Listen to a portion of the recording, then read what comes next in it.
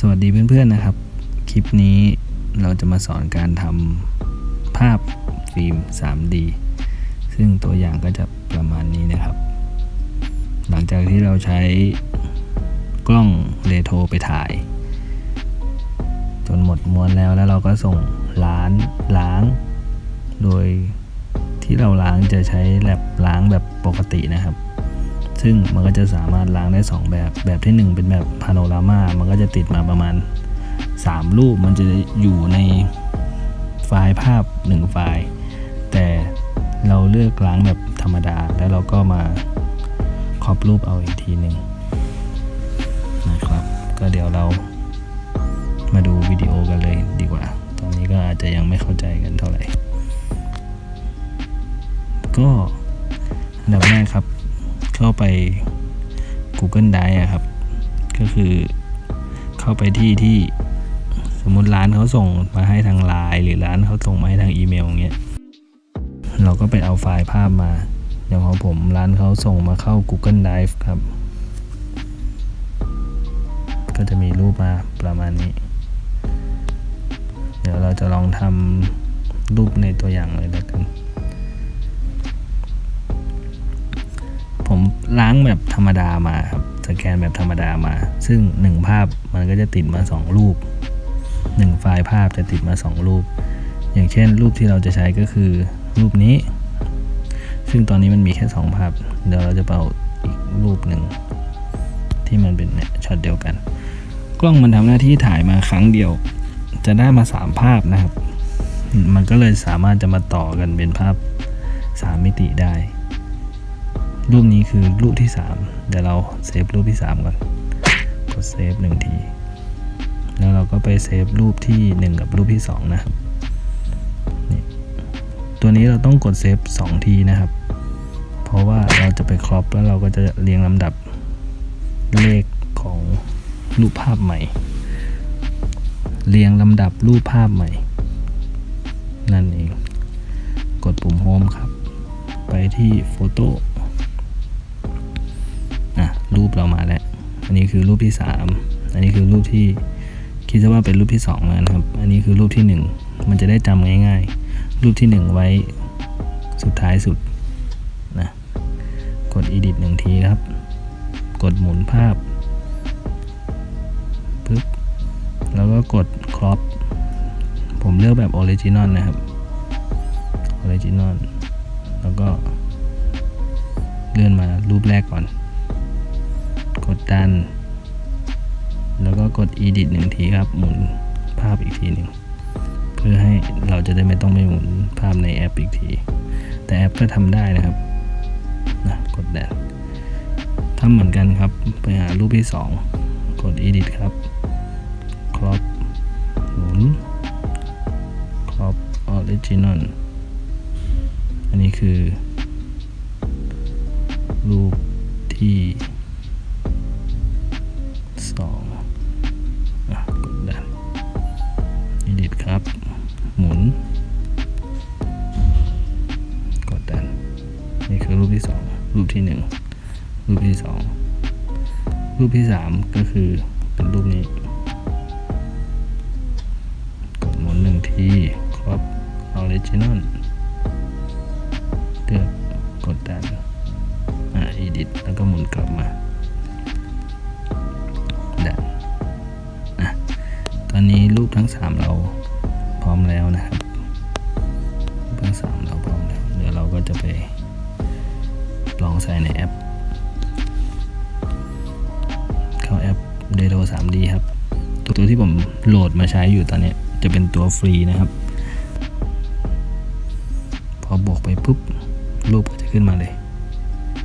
1 2 3เราเลือกรูปที่1ก็คือซ้ายสุดก่อนรูปที่1รูปที่2รูปที่3ดันคราวนี้เลือกจุดโฟกัสก็คือจุดที่เราโฟกัสในภาพผมเลือกตาแล้วกันนะครับกดดันรูปที่2ก็เลือกตากดดัน3เลือกตาก็ใกล้ๆเคียงครับรูปมันก็จะออกมาเป็นอย่างนี้แหละถ้าเรา ตังค์ในแอปมันก็จะสามารถเร่งสปีดได้จะดึงช้าหรือดึงเร็วก็ได้แต่ตอนนี้เราใช้ของฟรีก็ได้ประมาณนี้ก่อนนะกด next edit สามารถ crop หรือหมุนภาพก็ได้อย่างเงี้ยหรือว่า crop ก็ได้ crop ก็กด next ครับคราวนี้ถ้ามันเป็นแอปที่มันจ่ายเงินซื้อนะครับตอนนี้มันอยู่ที่ราคา179 บาทเราก็จะสามารถใช้ได้ทั้งกรอบมีซูมมีเป็นหนามเตยของฟิล์มครับแล้วก็เป็นแสงคล้ายๆแสงรั่วเข้ามา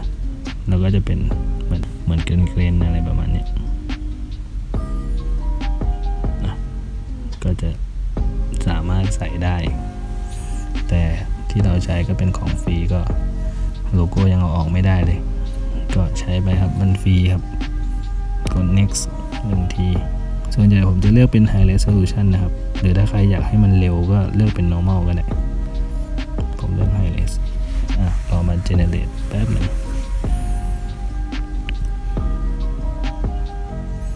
ซึ่งถ้าเลือกเป็น normal มันก็จะเร็วกว่าก็ยังหาข้อแตกต่างของ normal กับ high resolution ไม่ได้แต่รู้สึกว่า high res มันภาพมันเหมือนมันได้คุณภาพที่ดีกว่าเวลาเราเอาไปลงโซเชียลหรือไปลงใน Instagram อย่างเงี้ย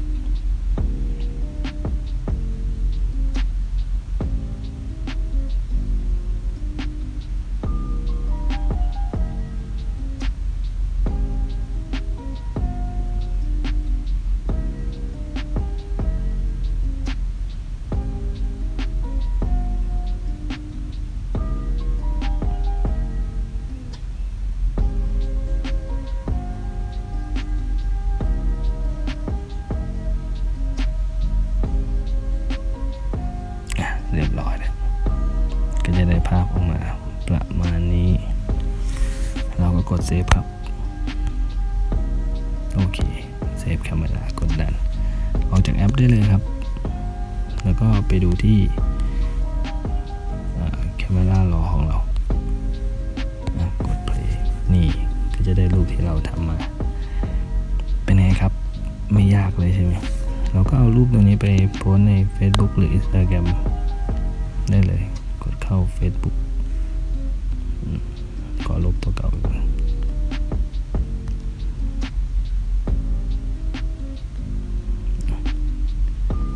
กด Facebook กดเลือกวิดีโอครับมันก็จะเป็นไฟล์วิดีโอมาประมาณ6 วิกดดันลองเทสดูโพส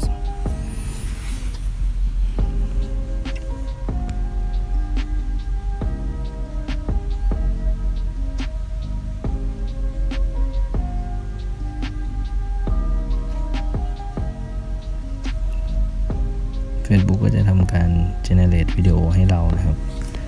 ก็ช่วงแรกมันอาจจะไม่ชัดเท่าไหร่แต่ว่าสักพักไป Facebook เขาจะปรับความละเอียดของวิดีโอให้ดีขึ้น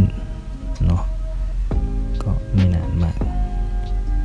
แค่นี้ก็ได้ภาพ3 มิติไปอวดเพื่อนๆในโซเชียลแล้วนะครับขอบคุณสำหรับ